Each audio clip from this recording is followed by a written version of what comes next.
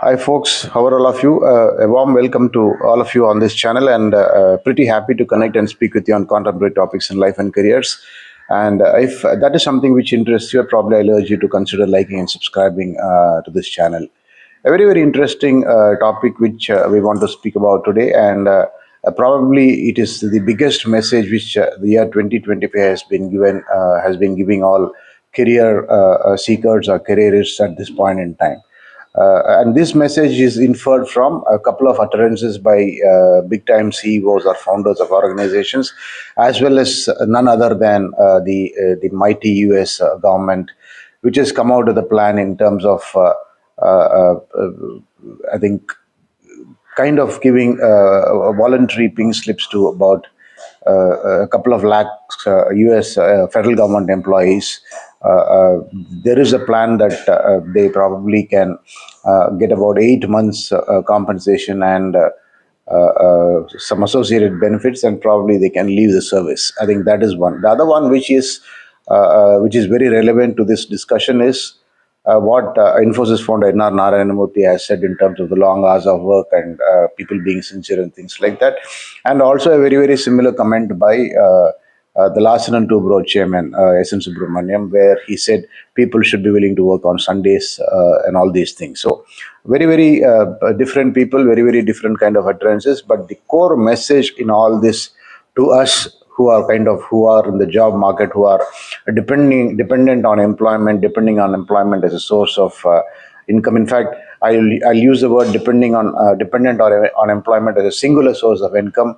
I think the biggest message in 2025, which these kind of people and the world at large, or probably the decision makers in the world at large, are telling you and me, is that look, you are vulnerable. I think that is the biggest message, and it is very important that we probably take that message in all its seriousness and in terms of right spirit. Uh, Not in terms of getting worried or getting scared, or probably you might even construe what I am saying as scaremongering. But believe me, this is not at all scaremongering. This is very clearly a loud and clear message as to how unpredictable our career paths are going to be more and more in the coming years than until now. I think that is the biggest message which 2025 has given. Now, of course, I'm not saying this is the first time these messages are coming through. Probably there have been enough and more messages even in 2024 earlier, or if you can probably say even right from the decade of 2010, 2020.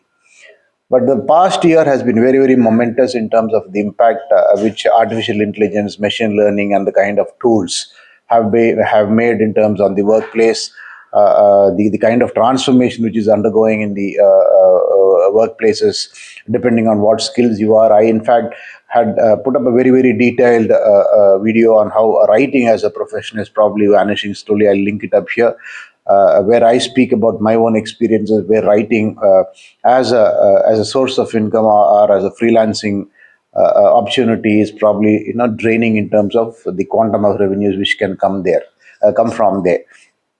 And this really can happen in any skill set. I mean, if you are one of those who think that my skill sets or my competencies aren't going to be vulnerable because of artificial intelligence, you might have to pardon me for the language which I use. I would very clearly and emphatically saying that if your assumption is that your skill sets aren't vulnerable to artificial intelligence, probably you really are kind of living in a fool's paradise. I'm sorry to say this. You should pardon my language. Now, coming back to the core message which the year 2025 has sent across, primarily observing in terms of these messages which I spoke about earlier, is that we need to really have multiple career choices in our hands. Dependence on a single job or a single career path, and assuming that that is going to probably provide for us for the rest of our lives, is going to be an extremely risky decision in the coming years. As I always keep saying, career path really is not about a year or two, but very clearly, if you are going to be dependent on a job, it is going to be almost for 2 to 3 decades, assuming that you are in your prime of your career. Say if you are somewhere in your early 30s, or even in your late 20s, and making an assumption that your work life is going to be probably until you are 50 or 55. That is very clearly 2 long decades.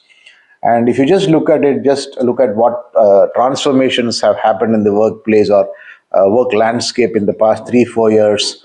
And if you have to really infer from that and decide as to what will happen or what could probably happen in the workplace in just about 20 long years, it is phenomenal, it is mind boggling, and you really won't even be able to recognize what changes will happen in so many years, I say. So, as I keep saying, today we're on 2025, 2028 or 2030, I think at least a chunk of the mundane jobs which we do today will probably vanish into thin air, and artificial intelligence would have taken over. As I keep saying, uh, if you're a writer, if you're a PowerPoint presentation maker, if you're a plain vanilla coder, somebody who writes very standard codes or standard computer programs, if you're doing some basic analytics or basic database management, I think all these are just plain vanilla skills. These are not at all niche skills anymore. Even if you are best in the world in what you do in these areas or very similar areas, even if you are best in the world, you are going to get redundant in the probably coming 3 4 years. I think that is a kind of threat which is being held against us by these changes in the market.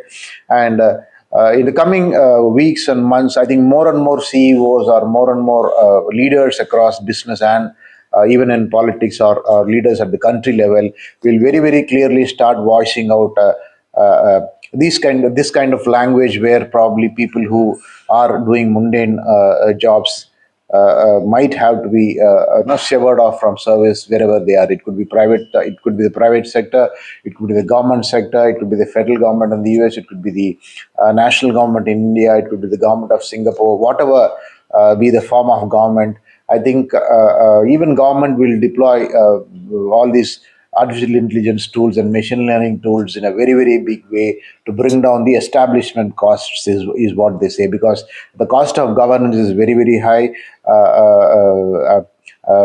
People who are doing these kind of mundane jobs are now being seen as flab in any government organizations. If you are aware of what has been happening in the very recent past, I think there is a DOGE, Doggy, Department of Governmental Efficiency, which has come in the US, which I think Donald Trump has brought about the idea primarily to bring in efficiency even in the government organizations, to see how costs can be managed in the government, and how governments across the world are unnecessarily spending a huge money, which is essentially your and mine tax money, to run the government. I think every country in the world will want to bring down the cost of governance.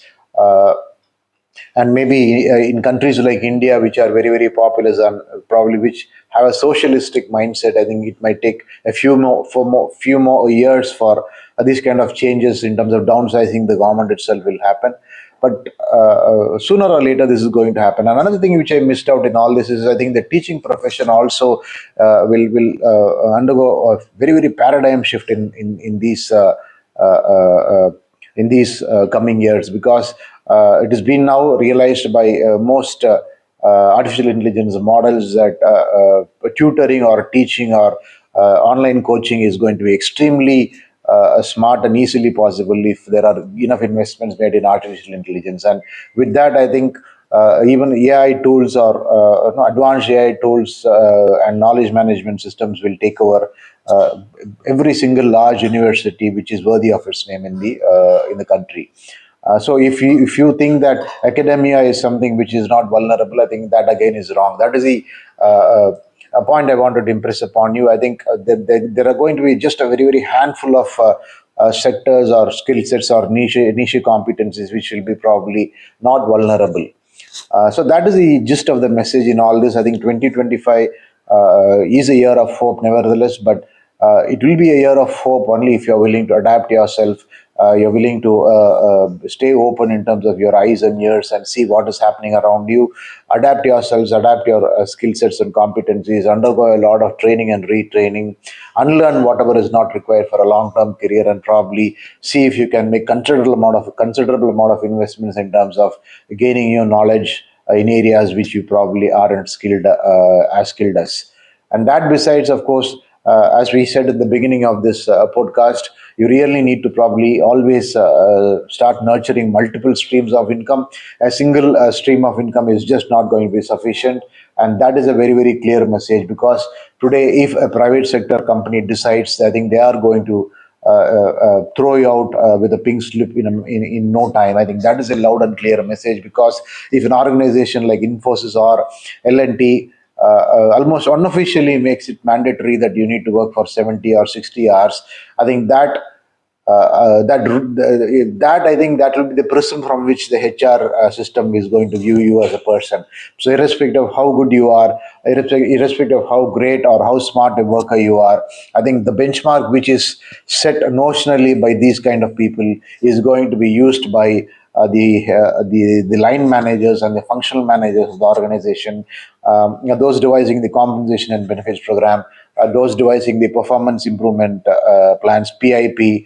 Uh, I think all those things are going to use these kind of prisms to view the employee. So, irrespective of how good you've been until now, I think if you somebody is going to choose to view your body of work from a prism of the quantity of work as a yardstick as against quality of work, I think it is going to spell huge trouble for you. So, essentially, what the message these kind of people are driving across is that we really don't care about what you've done till now. We really are going to be bothered about what our organization is going to encounter in terms of the wild winds which are going to be there in the external environment. Most of these companies are under extreme stress in terms of the revenue models. Revenues are not easily coming to them like it used to be earlier. And as I said, even these plain vanilla coding companies are going to have trouble because most of their clients themselves will start deploying huge artificial intelligence models. And artificial intelligence, until a fortnight back, used to be probably perceived as an expensive investment. But with the advent of the Chinese angle into artificial intelligence and running of those models, it is very, very clear that costs are going to be slashed down big time in terms of companies who are wanting to make investments in terms of AI and things like that. So, as I said in the beginning, the inference from all these events of the recent past is very, very single, and that single inference is you are vulnerable, your job is vulnerable, and if you are going to be dependent only on a day job for the rest of your life, you make yourselves extremely vulnerable. So the only way to probably do a course correction is to think very, very clearly as to what you want to do in the near future, how you want to mold your career in the next 15, 20 years, 20 years, how you need to probably rework your priorities. Is there any complete course correction you need to do? Do you really need to probably shred all your skill sets and pick up new skill sets?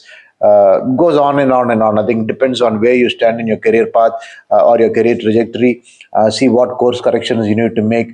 If you really have to completely reinvent yourself as a personal brand or a professional brand because your present skill sets are not taking you anywhere, I think it is high time you need to do that. You need to probably seek advice from your peers, seek advice from the leaders in your sector, seek advice from your professional network, see how people in the in your professional network who are doing much better than you are probably shaping themselves up for the future and things like that.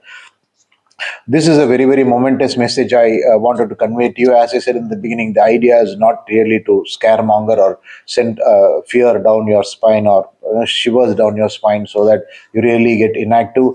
The goal or objective is contrary. The idea is to probably I think make you shake you up and probably get more and more prepared for the coming days and years ahead. Do whatever is required. I think you are the best judge of where you are. You are the best judge of your career. You are the best judge of probably what can happen to your career path the next 10 to 5 to 10 years, or even further and beyond. But be very, very clear to yourself and tell yourself that I am vulnerable and I'm going to make myself less vulnerable in the coming year. I think the single objective which you can have for maybe the next couple of years, 2025, 2026, these 2 years, I think your only objective should be look, I'm not going to remain vulnerable and I'm going to probably make myself as an asset for the future organizations and future employers. And if that is not going to be the case, maybe I'm going to look at what alternative revenue streams are possible. Should I pursue things like freelancing? Should I probably set up my own business? Whatever it is. Again, all these things you should look at it from the perspective that all these are a marathon. These are not sprints. These are not things which will happen overnight. Every step you take today is probably are the first baby steps in the marathon which you run for the rest of your life. And I wish you all the best in that marathon. As I said, keep reinventing your personal and professional brand, and that is the only way we are going to survive into the future. Thank you.